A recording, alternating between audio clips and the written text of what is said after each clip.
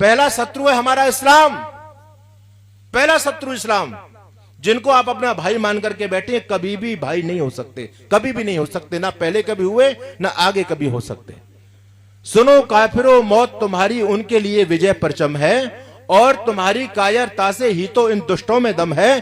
कितनी बार बताया तुमको पर तुम समझ नहीं पाए, अरे ये सब तब तक ही अच्छे हैं जब तक इनकी संख्या कम है। बहुत से हिंदू कहते हैं जी अरे कैसी बात कर रहे हो, वो तो बहुत अच्छे आदमी है, वो तो बहुत अच्छे आदमी है। अरे वो अच्छे तब तक ही हैं जब तक उनकी आबादी कम है। जिस दिन आबादी बढ़ेगी उनकी अच्छाई आपको पता चल जाएगी। आप बंगाल के अंदर जाकर के देख लो, उन हिंदू महिलाओं से पूछो कितने अच्छे हैं, जिनके पतियों को छीन लिया गया, बंधक बना दिया गया, जिनके भाइयों को बेटों को बंधक बना दिया गया, और वो जल्लाद उनसे कह रहे हैं कि अपना सिंदूर पहुंचो, अपने हाथ की चूड़ियां तोड़ो और हमारे साथ चलो तो तुम्हारे भाई और बेटों को हम छोड़ेंगे, नहीं तो छोड़ने वाले नहीं है। ये तो देश की मीडिया बता रही है, हम अपनी तरफ से झूठ नहीं बोल रहे आपके मंच से। तो पहला शत्रु है इस्लाम, जो तलवार के बल पर इस देश को कन्वर्ट करना चाहता है, जिनका एक ही मकसद है। उनका गुरु मोहम्मद जब दुनिया से मरा तो उनको एक उद्देश्य देकर के गया कि जितनी भी धरती है, सारी धरती पर चांद सितारे के रंग में ये धरती रंगी हुई होनी चाहिए।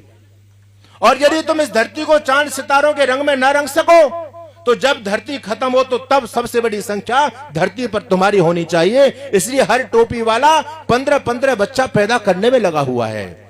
आप अपनी संपत्ति को बचा रहे हैं। आप एक बच्चा पैदा करके उसको सरकारी नौकर बनाना चाहते हैं। एक मुल्ला जी कहते हैं अरे तुम स्वामी जी कितने भी जगा लो इस हिंदू को, इस पर कोई फर्क पड़ने वाला नहीं है और ये ना हिंदू कभी बचने वाला है। अरे मैंने कहा मियाँ जी तू क्यों इस बात को बोल रहा है? कहता है कि हिंदू इतना बड़ा बेवकूफ है, एक बच्चा पैदा करके उसको सरकारी नौकर बनाना चाहता है। हम 17 बच्चा पैदा करके सरकार ही अपनी बनाना चाहते हैं। और बंधुओं, जिस दिन उनकी सरकार बनेगी, बताओ ईमानदारी से कि तुम्हारे बच्चे नौकरी करेंगे? तुम्हारे बच्चों का भविष्य क्या होगा? आप निश्चिंत बैठे हैं, हिंदू राज की बात कर रहे हो, आप योगी मोदी की जय जयकार कर रहे हो। मैं योगी जी का विरोधी नहीं हूं, मैं दिल से योगी जी का सम्मान करता हूं, लेकिन मैं आपसे पूछना चाहता हूं क्या योगी मोदी आपको बचा पाएंगे? अरे बोलो, बचा पाएंगे? क्यों नहीं बचा पाएंगे? ध्यान से बात को सुन लीजिए। इस देश में लोकतंत्र है। लोकतंत्र का मतलब इस देश में आपकी डिग्रियां, आपकी योग्यता, आपकी जाति, आपका धन, आपका सलूका नहीं देखा जाएगा। इस देश में गिने जाते हैं सिर, इस देश में गिने जाती है संख्या।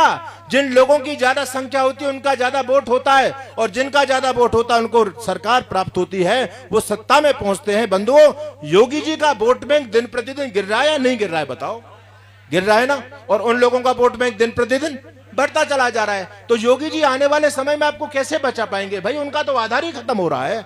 हम तो खुद अपने आप अपनी कब्र अपने हाथों से खोद रहे हैं। इस